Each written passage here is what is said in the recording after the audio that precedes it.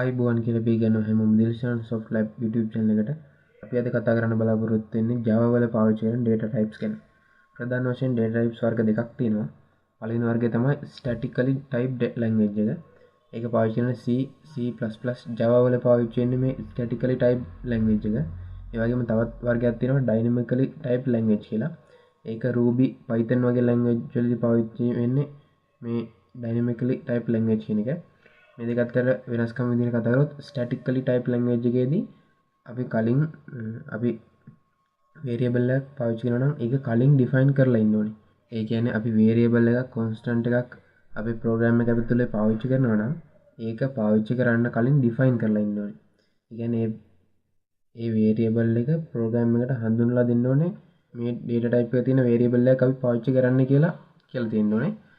ඒ වගේම අපි variable එක හදන data type එක ඇර වෙන data type එක data මේ variable එක store කරන්න බෑ.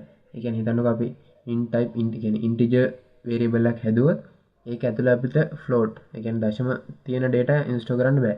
ඒක තමයි statically type language එක තියෙන ගුණාංගය. ඒ වගේම dynamically එකදී අපිට පාවිච්චි කරන්න පුළුවන් variables කලින් define කරන්න නැතුව.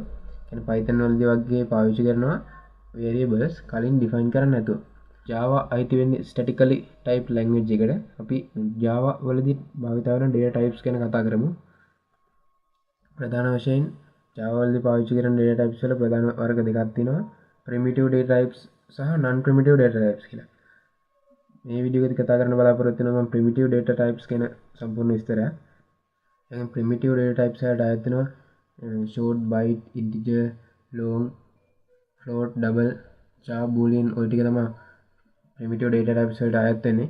ඒ වගේම non primitive data types වලට arrays, strings, objects ඇතුළත් වෙනවා. non primitive data types ගැන ඊළඟ වීඩියෝ එකේදී අපි කතා කරමු ඉස්සරහට.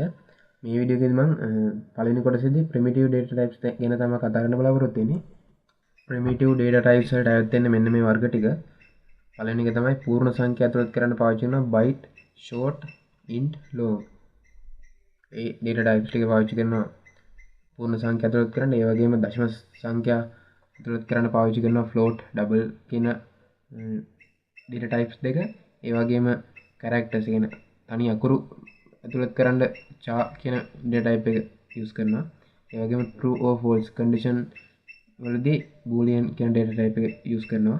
පූර්ණ සංඛ්‍යා ගැන කතා කරොත් මේක byte වලදී පාවිච්චි වෙන්නේ minimum value එක ඍණ 128. ඒ කියන්නේ max value එක 127 වෙනවා. එතන මෙතන default size කියන්නේ අපි byte කියන data type එක define කරොත් ඒක අපේ memory එකෙන් එක byte එක space එකක් ගන්නවා කියන එක. ඒ වගේම short data type එක use කරොත් අපිට minimum value එක ඍණ 32768 දක්වා තියෙන values අපිට ඍණ පැත්තෙන් පාවිච්චි කරන්න පුළුවන්.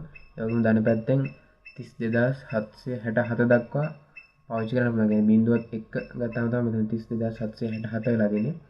ඒ අතර තියෙන values තමයි short එකේදී පාවිච්චි කරන්න පුළුවන්. byte එකේදී පුළුවන් අර ඍණ 128 ඉඳන් 127. ඒ වගේම මෙතන short එකේදී අපි short කියන data type එක define කරොත් ඒක memory එකෙන් bytes දෙකක් ගන්නවා අපේ. ඒ වගේම integer වල minimum value එක maximum value එක තියෙනවා. ඒ වගේම default size එක bytes 4යි. long එකටත් long data type එකද අපි විශාල පූර්ණ සංඛ්‍යාවක් භාවිත කරන්න පුළුවන්. ඒ වගේම අපි variable එකක් හදද්දී අපිට කියලා නැත්නම් පාවිච්චි කරන්න ඕනේ data type එක මොකක්ද කියලා සහ අපි දන්නවනම් මේකට එන්නේ පූර්ණ සංඛ්‍යාව විතරයි කියලා අපිට default පාවිච්චි කරන්න කියලා තියෙන්නේ integer type. අපිට default පාවිච්චි කරන්න කියලා තියෙන්නේ integer type data type එක. ඊට පස්සේ floating numbers ගැන කතා කරද්දී ඒකට අයත් වෙන්නේ float සහ double කියන data type දෙක. මේකෙදී minimum value සහ max value තියෙනවා. minimum value එක ගත්තොත් එහෙම මෙතන 1.1.4.4.9.4.3.5.1 වැඩි කිරීම 10 ඍණ 38 වෙනි බලය දක්වා මේකේ minimum value එක අඩු කරන්න පුළුවන්. ඒ වගේම max value උපරිම යන්න පුළුවන් 3.0.2.2.3.4.6 වැඩි කිරීම 10.38 වෙනි බලය දක්වා මේකේ උපරිම යන්න පුළුවන්. හරිද?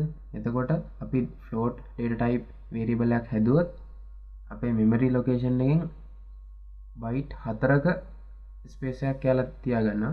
ඒ වගේම double තියෙනවා මෙතන ඒ කියනවා 10 ඍණ 308 වෙනි බලය දක්වා.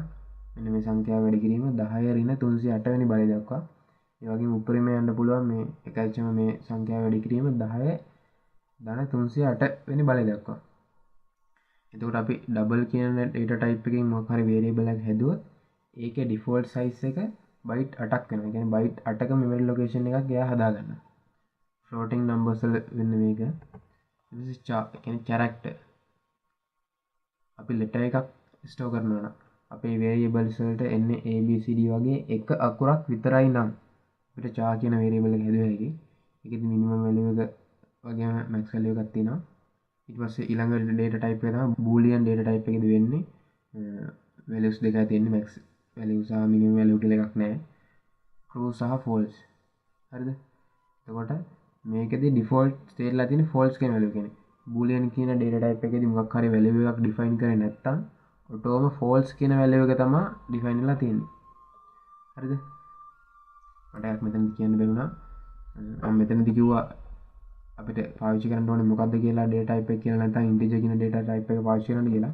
ඒ වගේම මෙතන floating numbers වලදීත් අපිට කියලා නැත්නම් මොකක්ද use කරන්න ඕනේ මේ data type එක කියලා අපි default use කරන්න කියන්නේ double data type එක. මේ වීඩියෝ එකේදී කතා කරන්න තියෙන්නේ මෙච්චරයි. අපි මේ වීඩියෝ එකේදී කතා කරේ data types ප්‍රධාන වර්ග දෙකක් කතා කරා.